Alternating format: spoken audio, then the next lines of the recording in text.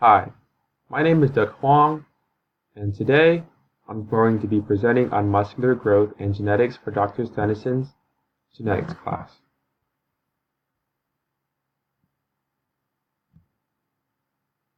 My goal is to understand why athletes such as Arnold Schwarzenegger and LeBron James grow bigger and stronger than everyone else. The key to their advantage is their increased muscle size and strength.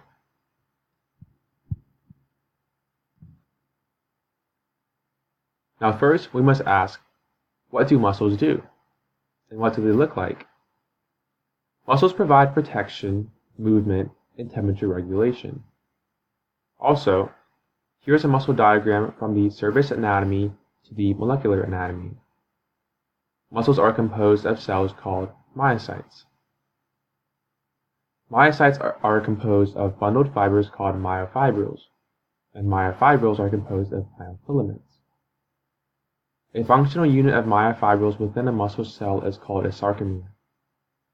Muscles are surrounded by blood vessels and tissues like endomysium and paramysium that provide nutrients and energy for muscle upkeep and growth.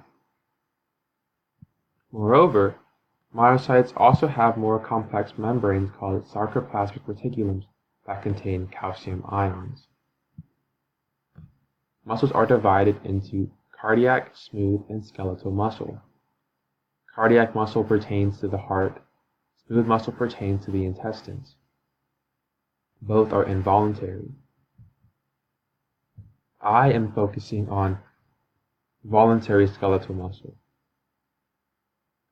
There are 650 muscles on the human body, so it's important to understand how they function and grow. As you can see in this diagram, I'm going to be focusing on muscles like the pectorals, biceps, abs, obliques, glutes, quads, and other muscles you can grow through muscle hypertrophy and exercise.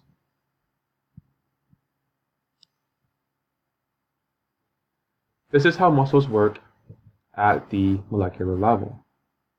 Nerves control muscular function at the neuromuscular junction. Say I want to move, my brain triggers nerves, causing a chain reaction of action potentials that cause muscle flexion. An action potential triggers the release of acetylcholine, a messenger molecule. Acetylcholine transfers across the neuromuscular junction in synapses with voltage-sensitive receptors. Acetylcholine binds to receptors on the muscle cell's sarcoplasmic reticulum, triggering the release of calcium from within its membranes. Muscle function. Myocytes have bundles of myofibrils composed of thin myosin filaments and thick myosin filaments. These actin-myosin complexes pull in a movement called the sliding filament theory. When we flex a muscle, calcium ions release from the sarcoplasmic reticulum attach to troponin molecules and cause tropomyosin molecules to reshape, exposing actin binding sites. Also, muscle contraction cannot happen if calcium does not expose the cross-bridge binding site. Then, ATP energy transfer causes myosin heads to bend and attach to the actin molecule, forming a cross-bridge by which actin and myosin are pulled closer together. When actin and myosin are pulled closer together, the sarcomere contracts. This combined sarcomere contraction with millions of cells allows for muscle flexion. The myosin heads release when ATP is hydrolyzed into ATP. This is how muscles relax. Muscle cells are provided by veins and capillaries that carry nutrients.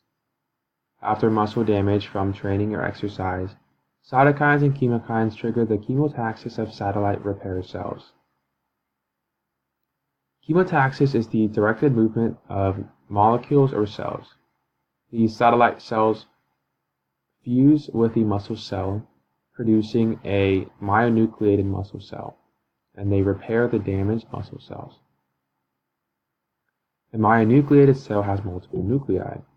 Multiple nuclei creates more gene products, in this case, more myofibrils, This causes the expansion of muscle cells and increased actin-myosin development. More and more actin-myosin complexes are created, expanding the muscle cell size. More muscle fibers creates a stronger contraction that produces more force when a muscle flexes. There are various methods of tearing and fatiguing the muscles for growth. This is called muscle hypertrophy. It is important to maintain a high protein, high calorie diet to increase muscle mass. Personally, I most enjoy squats, deadlifts, bench press, and shoulder press, along with auxiliary lifts such as skull crushers and weighted pull-ups. A lot of trainers argue on the exact type of routine to perform, but in general, hitting hypertrophy whether in high volume and low weight or low volume, high weight will produce muscle growth.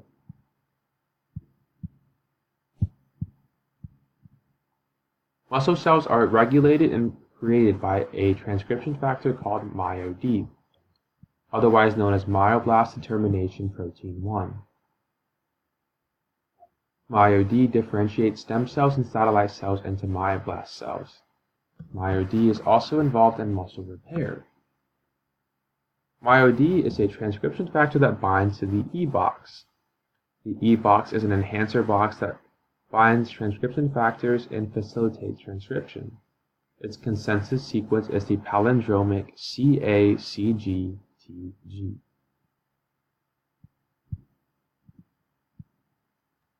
The gene for MyoD is located on chromosome 11, band 11p15.1. MyoD transcription and translation is enhanced after exercise and muscle damage. High levels of MyoD causes cell renewal and differentiation. However, damage to the MyoD gene may not reduce muscle development drastically because of functional redundancies with MYF5 and MYF6, myogenic factor 5 and 6.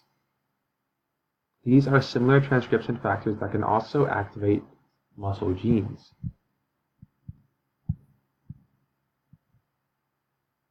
The process of cell differentiation is extremely important to creating a complex organism with unique tissue functions.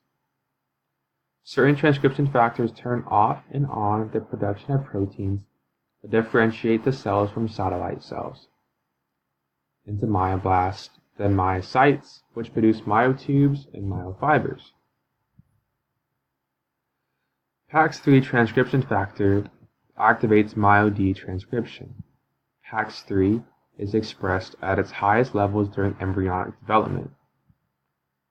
PAX3 also activates c-Met, tyrosine protein kinase MET, which is required for the survival and proliferation of migrating myoblasts. MYF5, myogenic factor 5, is required for proper myoblast proliferation. MyoD, in turn, binds to the enhancer of the myogenin gene. The production of the myogenin gene is activated. Myogenin goes on to activate the production of other proteins. This activation causes a domino effect, creating a cascade of proteins that further differentiates and acts as transcription factors for other muscle genes. The proteins activated by myogenin are actin, myosin, troponin, and tropomyosin. Mutations in any of the genes of these transcription factors will prohibit muscle growth. MyoD is more involved in the development of fast-twitch muscles. Mutations in the PAX7 gene will prevent formation of satellite cells and in turn prevent postnatal muscle growth. MyoD function is itself regulated by CAP1 phosphorylation. CAP1 is a protein involved in transcriptional regulation, cellular differentiation and proliferation, DNA damage repair, viral suppression, and apoptosis. CAP1 binds to coactivators P300 and LSD1 and co-repressors G9A and HDAC1, forming a complex at the promoting regions of muscle genes that prevents transcription.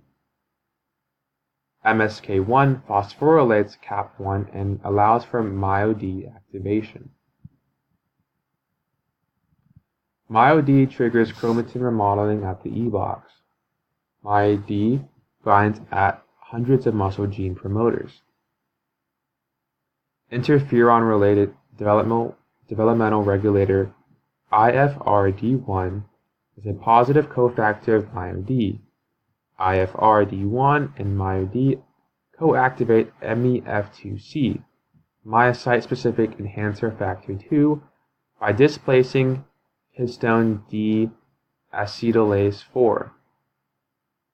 And FATC1 is a transcription factor that inhibits the physical interaction between P300 and MyoD, preventing transcription.